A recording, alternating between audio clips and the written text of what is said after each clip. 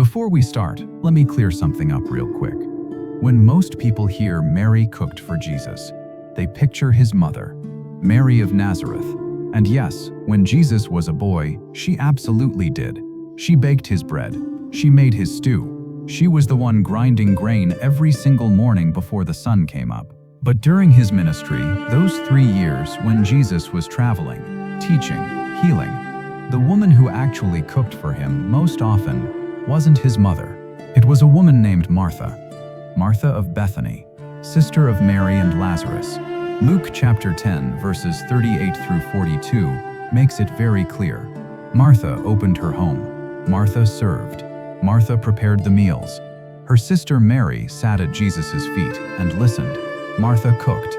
So when I say Mary in this story, I really mean Martha. She's the one, and she deserves the credit. Now, let's talk about what she actually made. Every single day started with bread. Not sometimes, not most days, every day. Bread wasn't a side dish in first century Palestine. It was the meal. The Hebrew word for bread, lehem, literally meant food. If you said let's eat bread, you were saying let's eat, period. Scholars estimate bread made up somewhere between 50 and 70% of a person's daily calories. Everything else, the stew, the olives, the cheese, those were accompaniments. Bread was the foundation, and making that bread was a woman's first task every morning. Before dawn, Martha would kneel on the stone floor of her kitchen and reach into a large clay storage jar filled with barley grain. Barley, not wheat. Wheat was expensive, the grain of the wealthy. Barley was coarser, denser, cheaper. It was the bread of the working class. And even though Martha's family had money, we know this because later in John chapter 12, her sister Mary anoints Jesus with a pound of pure nard worth an entire year's wages. Even wealthy households kept barley on hand. It was practical, it was filling, it was what everyone knew. She'd scoop the grain into a stone mortar, a heavy basalt bowl worn smooth from years of daily use, and she'd grind, slowly, methodically. The pestle cracking the hard kernels open, twisting, pressing, crushing them into a rough flour. Not fine like modern flour. Coarse, textured. You could still feel bits of husk between your fingers. This took 20-30 minutes of steady work. Every morning. No shortcuts. No machines. Once the flour was ready, she'd pour it into a wide clay bowl, push a well into the center, and tear in pieces of yesterday's dough, the sourdough starter, the leaven. There was no packaged yeast. You saved a lump of dough from the day before, let it ferment overnight, and used it to make the next batch rise. Then water, drawn from the village well at dawn. Then a small pour of olive oil, thick, golden green, pressed from the trees just outside the village. She'd knead the dough with the heels of her palms, pressing forward, folding back, pressing again, 5, 7, 10 minutes until it was smooth and elastic. Then she'd cover it with a cloth and let it rise for about an hour. While the dough rested, she'd light the tabun, a dome-shaped clay oven in the courtyard, about 2.5 feet wide, lined inside with smooth, flat pebbles. The fuel wasn't wood. Wood was scarce. She used dried animal dung, goat, cattle, mixed with straw and small twigs. It sounds rough, but dried dung burns slowly, evenly, and produces steady, reliable heat. She'd strike a flint, catch a spark on the straw, blow gently until the flame spread, then seal the oven with a clay lid and let it heat for 30 or 40 minutes until the stones inside were white hot. When the dough had doubled, she'd tear it into 5 or 6 pieces, flatten each one into a rough circle about 7 or 8 inches across, press dimples into the surface with her fingertips to keep it flat, and lay each round directly onto the scorching pebbles inside the oven. The dough would sizzle on contact, 2 or 3 minutes per side. The bottom would take the shape of the pebbles, bumpy, cratered, golden brown. She'd pull each flat bread out with her bare fingers, quick and practiced, and stack them under a cloth to stay warm and soft. That was breakfast. That was lunch. That was the base of dinner. Bread, bread, bread. Now, breakfast itself was light, almost nothing. A piece of that fresh bread, maybe torn and dipped in olive oil, A few olives, dark, wrinkled, cured in salt brine for weeks. Maybe a fig or two, pulled straight from the tree in the courtyard. Figs were everywhere in ancient Palestine. In Matthew chapter 21, Jesus himself walks up to a fig tree, looking for a quick bite. That's how normal it was. You just grabbed one as you passed by. Sometimes breakfast included a handful of parched grain, roasted barley or wheat kernels. Crunchy, nutty, easy to carry. Ruth ate parched grain for her midday meal in Ruth chapter 2 verse 14. David's father Jesse sent parched grain to his sons in the army. It was the ancient equivalent of trail mix. Quick energy, no preparation needed. If there was cheese, it was soft, white, crumbly, made from goat's milk that had been curdled with a bit of dried animal stomach. The curds pressed into cloth and hung to drain, similar to what we'd call labneh today. Tangy, cool, spread on bread, or eaten in small bites alongside the olives. And that was it. You ate quickly, you got moving. The day was long and the work was hard. Midday was barely a meal at all, more of a pause. You didn't sit down, you didn't cook. You ate what you had on you, bread from the morning, maybe wrapped in a cloth and tucked into a pouch. Some olives, dried figs or dates, a handful of almonds or pistachios if you had them. Maybe a piece of cheese. You dipped the bread in vinegar wine, a cheap sour drink that was part refreshment, part condiment. Ruth did exactly this in the book of Ruth. Bread dipped in vinegar at the edge of the harvest field. For Jesus and his disciples, walking from village to village under the Galilean sun, this midday snack was probably all they had until evening. 12 men, sometimes more, moving through the countryside. They'd pluck raw grain from the fields as they walked. Luke chapter 6 verse 1 tells us the disciples did exactly that, rubbing the heads of grain between their palms and eating the kernels raw. It was legal. Deuteronomy chapter 23 allowed travelers to eat from the edges of someone's field. You just couldn't harvest it. Dates were nature's energy bar, intensely sweet, sticky, packed with natural sugars. Date cakes and raisin cakes were common. Pressed dried fruit, sometimes mixed with honey and almonds. 1 Samuel chapter 25 mentions Abigail bringing 200 fig cakes and 100 raisin cakes to David and his men. That's not a snack, that's field rations for an army. But the real meal, the one that mattered, came at night. The evening meal was when the family gathered, when the work stopped, when you actually sat down, or more accurately, reclined on the floor around a low stone platform, leaning on your left side, eating with your right hand. No chairs, no table as we know it, cushions and mats on the ground. And the centerpiece of that meal, almost every single night, was a one-pot stew. Martha would have started this hours before sunset. She'd scoop dried red lentils from a clay jar, small, flat, coral-colored, and rinse them 3 times in a bowl of water, picking out tiny stones and debris. Lentils were second only to bread in the ancient Israelite diet. This is the same stew Jacob made for Esau in Genesis chapter 25, the famous red pottage that cost Esau his entire birthright. That's how good it was, or how hungry he was, probably both.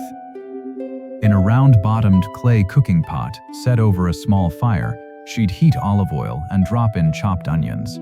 Onions were a staple, pungent, yellow, cheap, available everywhere. The pieces would sizzle and soften, turning translucent, then golden. Then crushed garlic, 3 or 4 cloves smashed with a stone and minced. The smell would fill the entire house.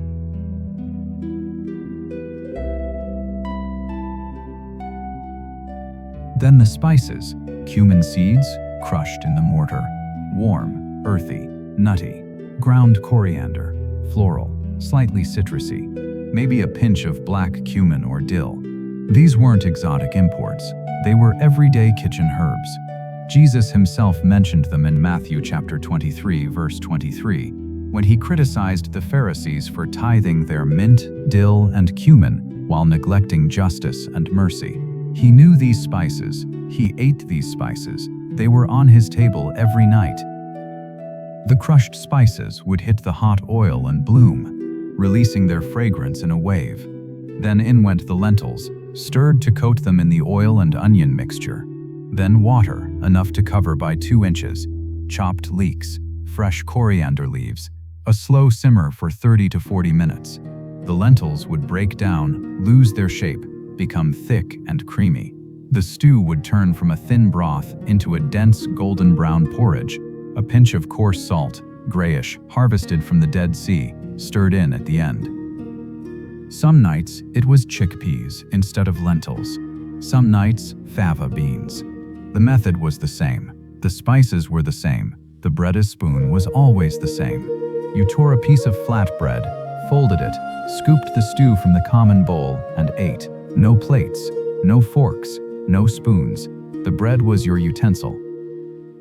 On special nights, when an important guest arrived, when there was something to celebrate, there might be fish, especially near the Sea of Galilee, where Jesus spent most of his ministry. The most common fish was Galilean tilapia, what's now called St. Peter's fish. It could be eaten fresh, or it arrived salted and dried, preserved for the journey inland. Martha, or a servant, would scale the fish with the edge of a flint blade, gut it with a single cut along the belly, rinse the cavity, and rub it inside and out with coarse salt and olive oil. Fresh herbs tucked inside, dill, mint, maybe a sliver of garlic. Then it went onto a flat stone near the fire, or a clay grill over the coals. 5 minutes per side. The skin would crackle and turn golden. The flesh would go from translucent to opaque white, flaking apart at the touch. After his resurrection, Jesus himself cooked fish. John chapter 21 describes him on the shore of the Sea of Galilee, a charcoal fire already burning, fish laid on it, bread beside it. He called out to his disciples, "Come and have breakfast." That's one of the most human moments in the entire New Testament. The risen Son of God, grilling fish on the beach at dawn for his friends. Meat was rare, very rare. The average family ate meat only on special occasions, a wedding, a religious festival, the arrival of an honored guest. When Abraham welcomed 3 strangers in Genesis chapter 18, he ran to the herd and selected a tender calf. That was extraordinary hospitality. That was pulling out all the stops. When meat was served, it was usually lamb or goat, never pork. Jesus was an observant Jew. He followed the dietary laws of Leviticus chapter 11 strictly. No pork, no shellfish, no camel, no eel, no birds of prey. All meat had to be slaughtered in a specific way, the blood completely drained before cooking. Blood was sacred, you never consumed it, and meat and dairy were never mixed in the same dish, ever. The meat would be cut into pieces and added to a stew, slow cooked with onions, garlic, leeks, and spices until it fell apart. Or it was roasted over an open fire on a spit. The fat would drip and sizzle into the coals. The smell would carry through the entire village.